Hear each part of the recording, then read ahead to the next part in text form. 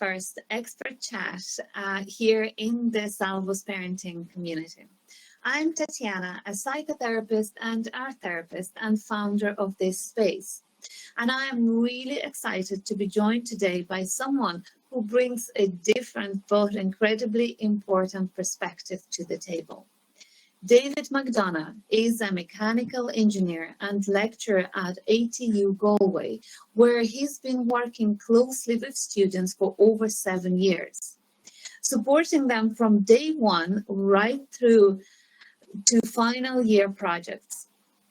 What I appreciate most about David is how student-focused and real his approach is.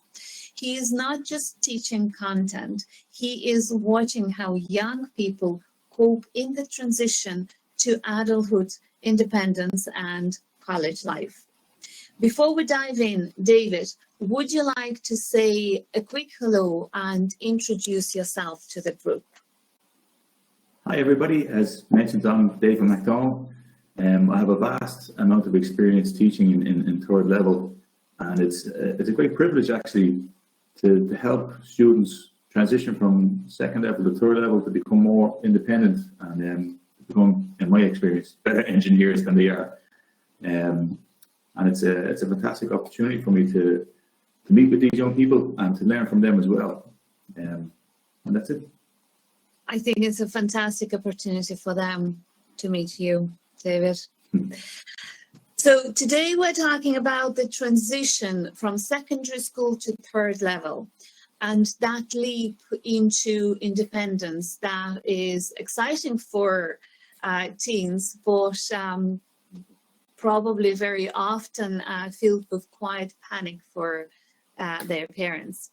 We're going to look at what really changes and what parents often don't see and how they can support their children without overstepping the boundaries. So, shall we begin? Yeah, please. David, in your experience, what are the biggest changes students face when they move from school to third level, especially in how learning happens? So typically in second level, the students themselves would end the term, or they would end actually the summative exams. They would have a leaving cert. So they would train for 2 or 3 years at the end, and then would have a big exam at the end.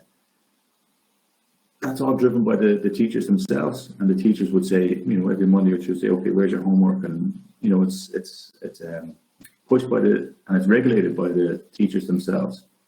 When students transition from second level to third level, suddenly the onus is now on the student to get the work done.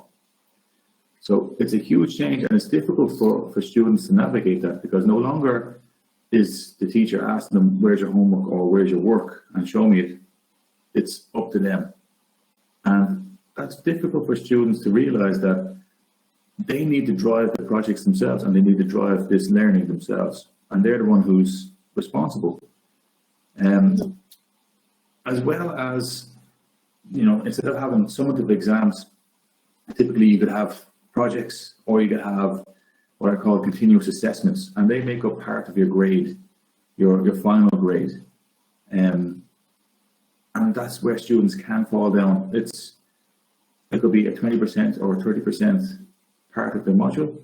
And if they don't manage their time well, they could miss out on those marks. And typically it's impossible to make that up. So the big headline is transitioning, going from teacher-led of where's your homework and show me what you've done, versus this is what you need to do and you need to drive it yourself. And do you think they arrive prepared for this self-directed learning? I personally don't think they arrive prepared for it.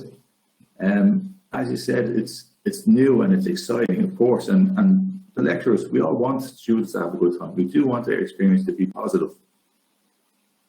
But for some students, that's very, very difficult, is managing their time and managing the workload, actually, because it can be quite heavy, especially in first year, when you're not used to preparing for classes and you're not used to doing all these assignments, one or two can drop by the wayside, and that leaves you on the back foot for your final exams. What do you think is more challenging for the students? Is it the actual content, or the new structure, new tutors, you know, the expectations that are being placed on them? It's I can see it being very disorientating for students to come from, say, a local village or a local town. They've had 6 years with the same group and the same area, the same teachers, so they've known everybody. And then typically they travel to a university, and that circle becomes much bigger. So there's a lot of people they don't know, a lot of teachers they don't know, new systems, and they're expected to drive their own learning. So now the onus is on them to make sure that they complete a project, or they complete reports, or they complete presentations, rather than the lecturer asking them, have you got that work done? And that's where I think the biggest issue is really the students and taking responsibility. And it's difficult. It's not easy to go from being told you have to do this every week to suddenly saying this is what you need to do and you have to get it done by X, Y, Z date. And that's where I think the students fall down. And I would agree with this, David, because I do see quite a lot in my own practice. There is this panic that that they have when there is too much freedom and no clear scaffolding, and they need to decide for themselves suddenly for them. And they don't know how to manage it at the start. Yeah, but it can be very difficult, as I mentioned. So you come from a small town or a city or a new area where you know most of the people. You have a great support structure there. You've got teachers and principals and people that you know. And now you move to a new town or you travel to college, and there's all these people you don't know, and you're doing a new course, and you have a lot of lecturers and you have a high workload. It can be very, very stressful, you know. And what are some of most common academic struggles that you see early on when they start the college? I would say that the biggest struggles for me, so because I teach engineering, a lot of the students would fall down on the maths heavy subjects. So it would be obviously maths, but it could be engineering science or physics or those areas that students fall down on. I would say as well, there is a huge correlation between attendance and performance. So a lecturer that used to teach us used to say, it's very, very difficult to do well in a course, very difficult to do well, but it's also difficult to fail. So if you attend your lectures and you come in and put in a little bit of effort, you're going to do well. And again, I think that comes back to the previous question. You moved from a small town, a small area, and it's exciting and it's new, and you're making new friends, which is fantastic.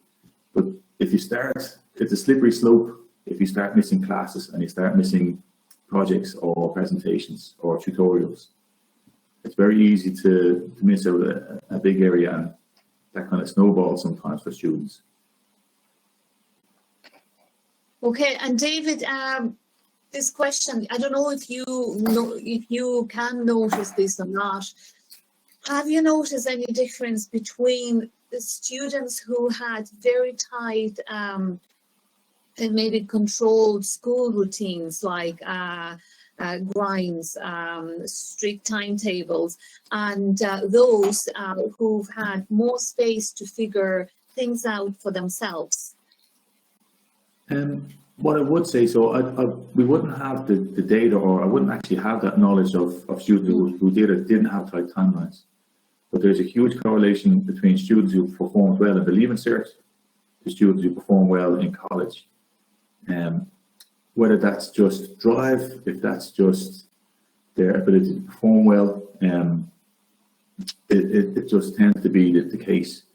What I would say is, regardless of the students' performance in the Leaving Cert, if they do get a chance in college and they have someone who will mentor them, or if they're willing to put in the work, they will perform well. They will. It's just the way it goes. I've had students that I would take a personal interest in who may have been close to a fail. Mm-hmm. So we have our academic standards and we have meetings. Every student is discussed at the end of the year and we go through their grades. So they may have students who are very close, and talking to the student saying, you are very close to failing and you need to pull up your socks, quite often is the only nudge that they need. And some of the best performances I've seen from students are these students who have been told, look, you are this close to failing, you need to perform better, and suddenly, boom, that's it, they're attending classes and they're doing well. So even if there's a student listening to this or a parent listening to this, if a child is struggling, I have seen students going from the bottom of the class right up to the top. And it's just putting a little bit of effort and having a little bit of support from the lecturers to say, you're doing well, keep going. And sometimes that's all they need. Mm. From what I understand, if they start doing their assignments from the very start, you see that they are doing quite well to the very finish. What I mean, Tatjana, is that, so I'm very lucky that I have students in first, second, third and fourth year. So I have them all the way through. And I would make it a point in getting to know the students and know where they're from, think that they like, they don't like. I really make it a point to get to know the students themselves. And I could see them on the corridor and ask them, how's everything going, how's this and how's that, and try to form a relationship with the students. Mm-hmm. I have seen students perform poorly in first year and second year. And I've had a conversation with them to say, look, you are very close to failing this year, you need to put in more effort. And that is just the nudge that they need. It mightn't be year to year, it could be even in my class. So some lecturers like to, release their scores at the end of the year. I like to do it almost, if I can, week by week and say, this is where you are. And the reason I would like to do that is I like to flag with the students who are in danger of failing the module. So I can say, you are very, very close to failing this module. And typically, if they're close to failing in one module, they will be normally struggling in more than one. So I would raise that flag with them, say, look, you need to go to your classes more, you need to pay attention, you need to go to tutorials. And you can see an increase. Sometimes that's all they need. It's just the smallest bit of encouragement saying, you can do this, you're doing well, you just need to put in a little bit more effort and go to all your classes. And I've seen students absolutely turn around. It could be, it's not just straightforward. It could be students who are having issues at home, students who have issues with confidence. Maybe they're struggling making friends. It's, multifaceted.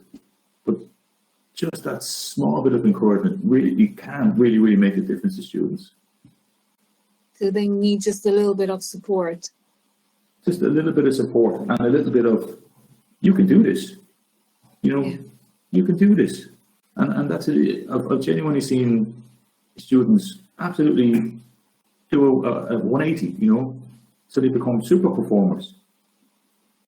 Mm. And since we're on this topic of emotions and, struggling, what kind of emotional challenges do you see students facing during the first year? There is no difference first or third year. There is definitely a difference between first years and third years. So first years, it's new, it's exciting, and that's the positive side. It can also be very overwhelming, and your support structure could be at home. I've seen students struggle with mental health issues, with medical issues, with a whole plethora of problems. There are support systems in every college, in every institution in Ireland. There are support systems. Sometimes students are unaware that the support systems are there. Okay. So I would say to any listeners, if their parents or staff or students, sorry, staff, if the students or parents, I would say to have a look at the institutes where your teenagers are going and try to identify areas of support that they may or may not need. Now, I can only talk about my institute, but we have support, we have math support.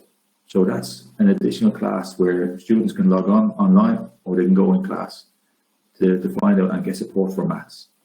The student union is fantastic for financial issues, financial struggles. We also have a mental health and well-being service. Again, for issues, we have it's not a psychotherapist, but we have support systems there for people struggling with mental health. Mm-hmm. I would say that sometimes the issue may be the students don't know, and that does happen sometimes. And also maybe reservations about contacting these services. They don't want to feel like they're weak or that they need this service, you know. Okay, I do see this a lot. Teenagers masking their feelings and not wanting to talk about, you know, their anxiety, feeling overwhelmed, and they struggle from carrying this all inside even more. Yeah. You can see. Sometimes I've been lucky enough to be able to track, say, students' performance, attendance, their input in class, and like that, you know, it goes from very, very small issues to issues that are the huge issues. And I don't want to talk about the issues that I've come across, but a lot of the time, the student hasn't been aware that the service is there.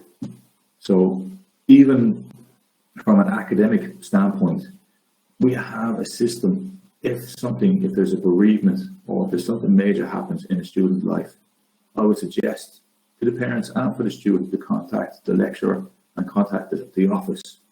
And that is taken into account. So, for instance, we have had bereavements where a student hasn't been able to sit a final exam. And what happens is that is pushed out to August. They do the repeat exam. That might count as their first attempt. Mm-hmm. Anything to do with mental health issues or anything, I would suggest to contact the lecturer. And the idea is early intervention. So anybody out there that would have an issue, contact the lecturer. They will help you.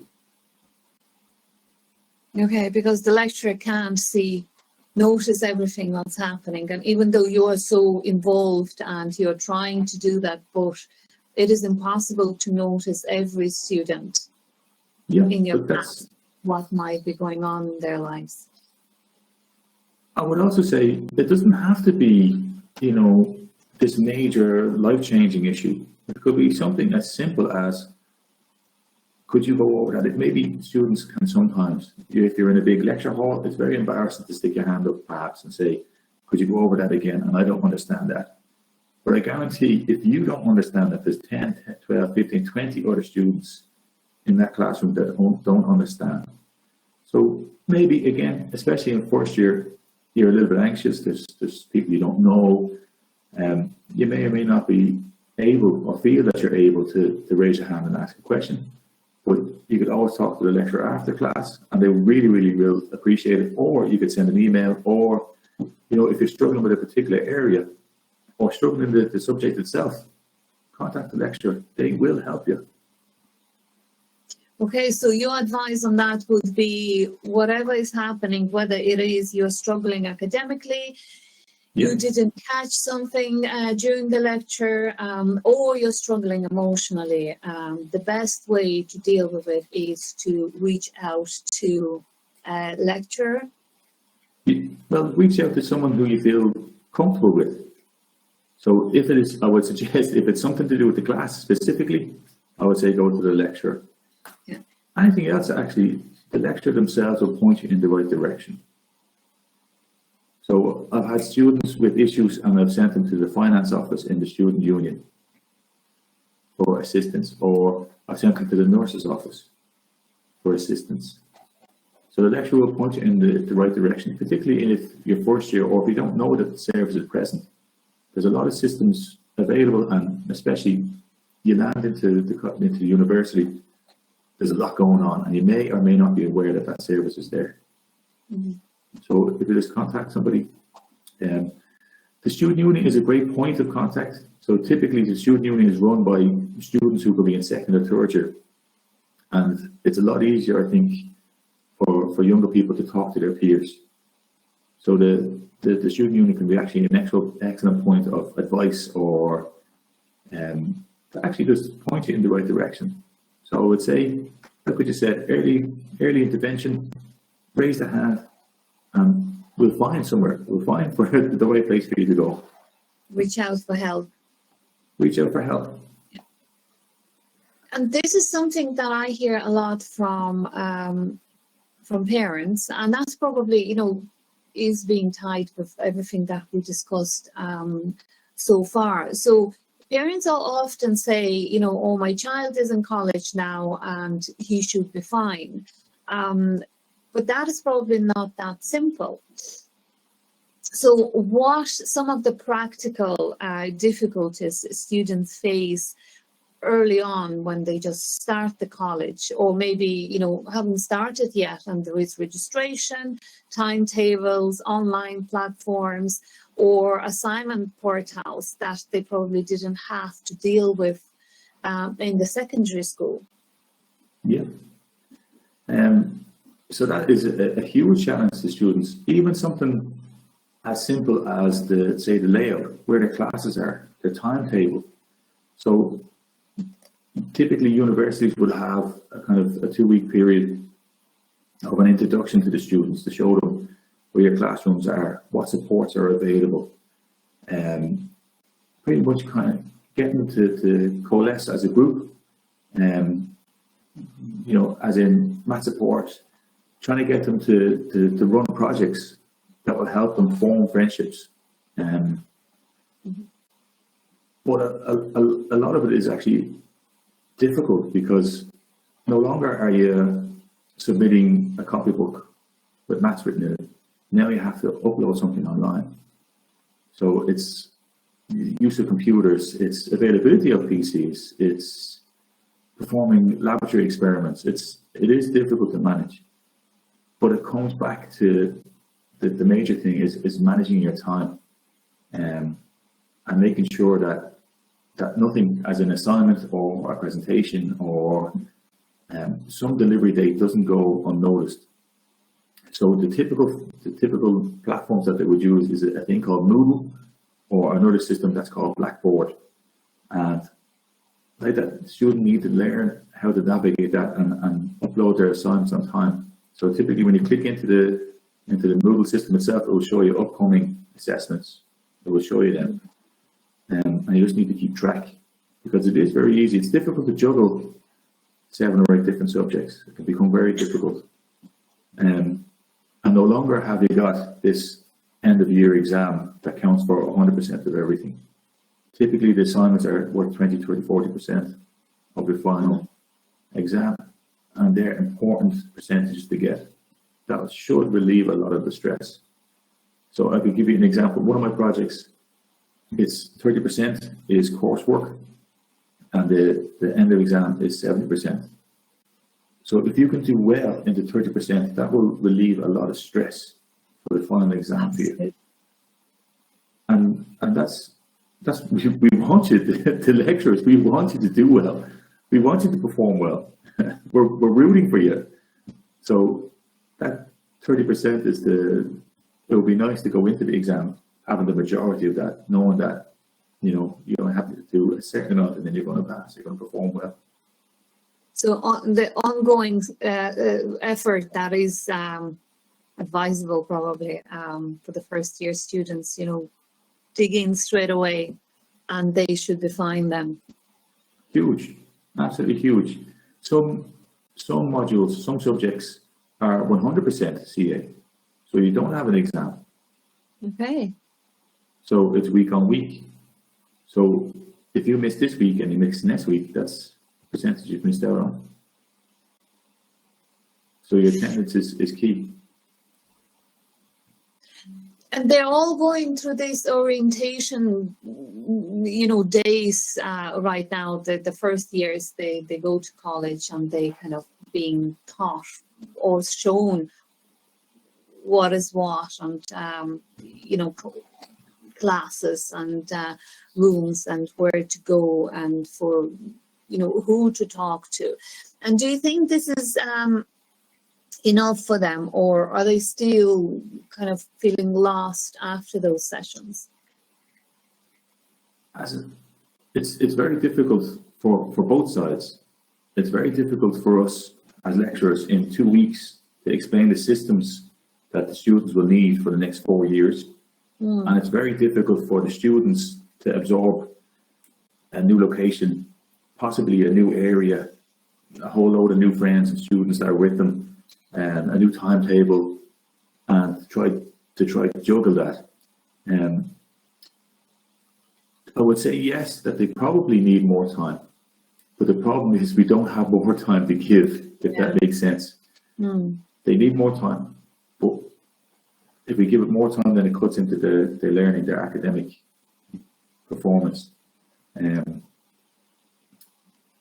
But like that, I'd say family support from home, and they themselves need to drive that they need to be organised. And, in that we have covered a little bit of, emotional support or academic support. What would you say to a parent who is trying to support their teen without coming across as, maybe overbearing or too much for them? What can they do? To be honest, 100%, I'm not actually sure on the answer. There's little things that I would say is you could check in with your teen, but if they may or may not feel embarrassed about saying, I'm struggling with this subject or I'm struggling with that subject. But what the parents could do, if I was in a situation myself like that, is I would advise you can look up the prospectus, and it will tell you what subjects that your children will be studying, and you can ask them about the subjects themselves. So rather than saying, how is college going? And of course the answer is going to be fine. You could ask them about a specific thing. So you could ask them, how is maths, or how is mechanics, or how is something. So the parents themselves, you'll be able to look up the subjects based on your child's course. And you'll be able to ask them specific questions about specific modules and subjects, which should hopefully prompt them to talk about specifics rather than just the answer saying, oh, it's fine. Yeah. Sometimes I've been contacted by parents when the students go to third level, no longer are their parents involved. So I cannot discuss a student's results with a parent. Okay. It's not permitted. I can't say, oh, these are the results that they got. So it's confidential between myself and the student. So I have cases where the parents have been shocked that their son or daughter haven't been performing well because they've asked them, how are you doing? I'm doing great. I'm doing great. And then suddenly they failed. And it's because of all these issues that we've discussed previously. So I would say asking specific questions about the course rather than how are you doing. So you could arm yourself by knowing what modules and what subjects they're studying and ask them specific questions rather than the general, how is everything going? And some children or students probably would hide behind this protection that the tutors cannot disclose any information about them to separate or move away from their parents, and this maybe over involvement in their life. Sometimes. Again, I think that kind of depends on the relationship that they have. Quite often, you would mention this earlier in the discussion, that parents would say, oh, they're in college now, that's their job, And it depends upon the relationship, and I can understand that from their parents' perspective. but just parents need to understand how heavy the workload is, how intense time management can be, and then all these external factors of no longer are they at home, financial impact, even preparing food for themselves at home, sleep, all these secondary issues that can lead to poor performance for them. So do you think, and that's just your opinion, do you think parents need to be still involved in their lives, or is it better to just let them go and do their own things and learn how to be independent? That's it. I think particularly in first years, so if we were to separate them by years, I think the parents should become less involved as they progress through the years, but definitely in first year and definitely in the first term from September to December really, the parents should be checking in. I would suggest that they should call their kids, call their teenagers and check in with them. But rather than saying, is everything okay? Be specific about the questions. So I would ask them, are you attending class? How are your lectures? And it doesn't have to be, an investigation by the parents.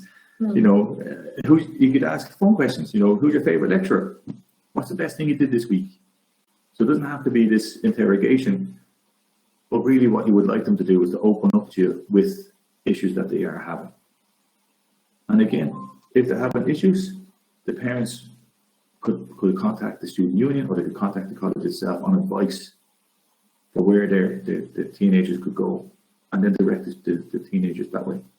Okay, so what you're saying, instead of getting the particular information about their child, because this is not allowed anymore, they can get the information what their child can do if they're struggling with something, and get the information how to cope with it, or where to get it.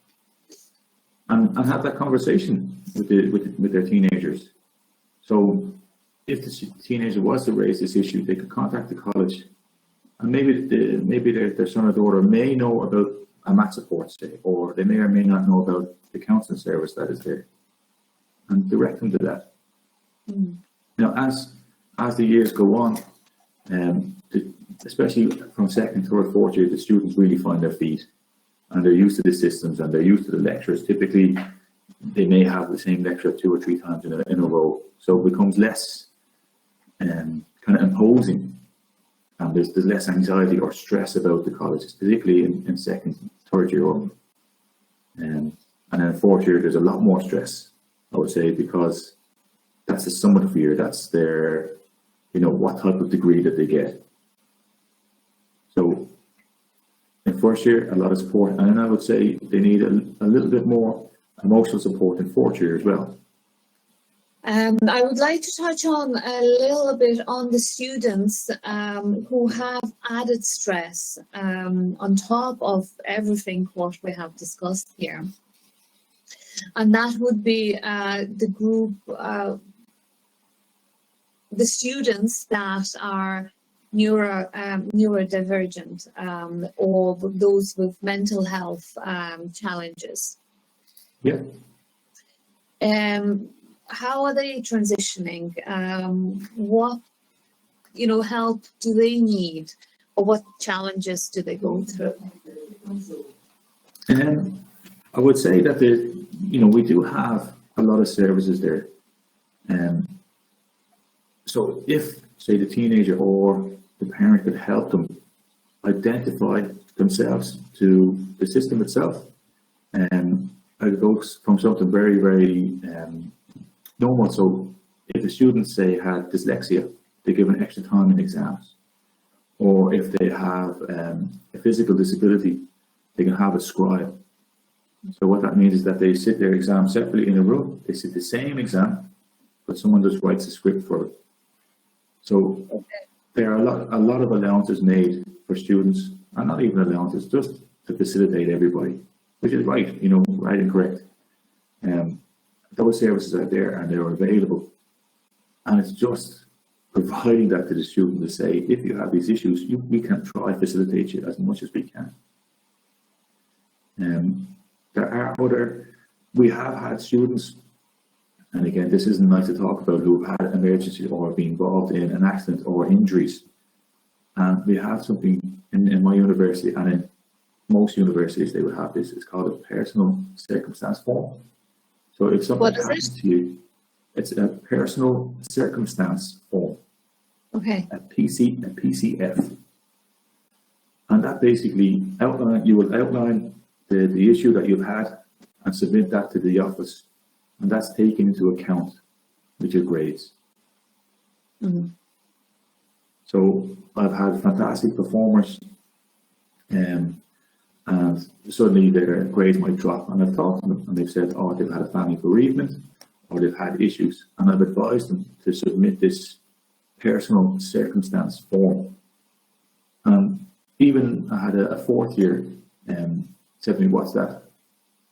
So he wasn't aware of this facilities that we have, and like that, it's for circumstances that might hit you, and life happens and things continue, but it's just to take that into account for final grades. And it kind of going back to say the mat support, and that we have a nurse on location, and that we have meditation rooms. It's just being aware that these facilities are there, and that there are supports to help you through issues that you may or may not be having. Thank you, David. And from my side, I'd say don't wait for a crisis. And I'm talking to the parents now. If you already know that your team needs more support than the average, start building those connections quite early. Whether you contact the college disability officer, the counselling team, if there is one, in college, probably in every college there is one, or just knowing or learning where the safe spaces are and who to contact and talk to. And David, in your view, what is something that well-meaning parents often do that might actually add pressure or anxiety during this stage? I think there's something that comes up quite often for students, and I would think for parents who may be very interested in their student performance, quite often I would have a student who may ask me, how come I only got 70%? Or how come I only got 80%? Now, in school, 70 or 80 might be in the middle, whereas in third level, 70 or 80 that's top of the class. That's amazing. Okay. So students think that, the high performance students think, that would be the phrase they would use, I only got 75. And I would say, that's absolutely outstanding. That's amazing. You've done really, really well. So it's no longer the case where you have to learn off a paragraph or you have to remember this poem. Now yes. We're testing the way you think, and it's critical thinking. It's no longer rote learning and writing that down. It's how you analyze a problem and how you work on that problem. So getting a 75 or an 80 is wow, that's huge. That's absolutely huge. And I would say perhaps parents looking at a script and seeing, 70, 75, 68, 70, they may be disappointed and it might actually add more pressure to the students. But I would say that the students and the parents need to manage their expectations. Getting a 70% that's top of the class. That's fantastic. That's distinction level for a degree. It's the highest degree you can get. That's good to know, because I don't think many parents know that. Yeah. Or even students. And before we start wrapping up, let's zoom out a bit. Yeah. If you could give just one message to parents of teens going through this transition this year, what would it be? I would suggest from parents to contact your kids. Well, obviously, you don't want to be too overbearing, but ask them, contact your children and ask them specific questions about the course. So I think everybody falls into the trap of saying, you know, how are you? How's your course? How's everything going? And particularly in the case with teenagers, the answer is going to be, that's fine, it's okay, it's grand. Especially for Irish people, it's grand. And quite often they can be, in the background, they can be really struggling. So I would say to try prompt them by asking a different question. Ask them about specific aspects of their course. And like that, you'll be able to find their prospectus, which will tell you the subjects that they're studying. So you'll be able to see year one, these are the subjects. So you'll ask them, how is biochemistry? What do you think of that lecturer? Have you any assessments coming up soon? So ask them specific questions, not how is college going, because you know the answer is going to be fine. And are there any maybe small things parents can do, maybe weekly or monthly, that genuinely help their teens stay connected and supported, even if they're not living at home anymore? It's quite a norm for, especially in the university that I teach, that a lot of the students are from other counties. So we do have a bit of a majority, say, from Galway, but you have students coming in from everywhere, around Ireland, around the world. You have a lot of non-nationals and nationals mixed together. And so it's not just one size fits all, really. But I would say just to stay in contact with them. Ask them the small questions, and that may lead to them telling you more. So ask them small things like, okay, what did you have to eat for your dinner yesterday? What's the accommodation like? Did you meet any nice friends in college? Who do you eat lunch with? Small little questions like this to try to prompt them to talk to you. And I can understand that the students are far from home. Perhaps they've moved county or moved country even to come to third level. But it's all about trying to figure out if they are struggling, and then if they are struggling, to try find that support for them, because there is so many support systems. And the onus, I understand the onus is on the students, but the parents can really try to help them and identify if these issues. And you mentioned this earlier, early prevention. So rather than we're in crisis mode, you know, just steer the ship a little bit before we get into that crisis. Thank you so much, David. This has been incredibly helpful. I learned quite a lot myself, and so many parents feel unsure during this time, like they're not sure they're doing too much or not enough, and how much to get involved or not get involved. It's a tricky time, not just for the students, but for the parents as well. And your insights make the messy middle, I think, a little bit clearer. Okay. Well, I'm very glad to be of help. I would like to add to just a closing statement to say congratulations to the students to getting to third level, and a big congratulations to the parents for supporting them. So, you know, it takes a village. So it's not just the parents and the students, it's the lecturers now as well, as we continue into third level. And keep going. It's fantastic news to actually get to that stage. Thank you very much, David. Thank you.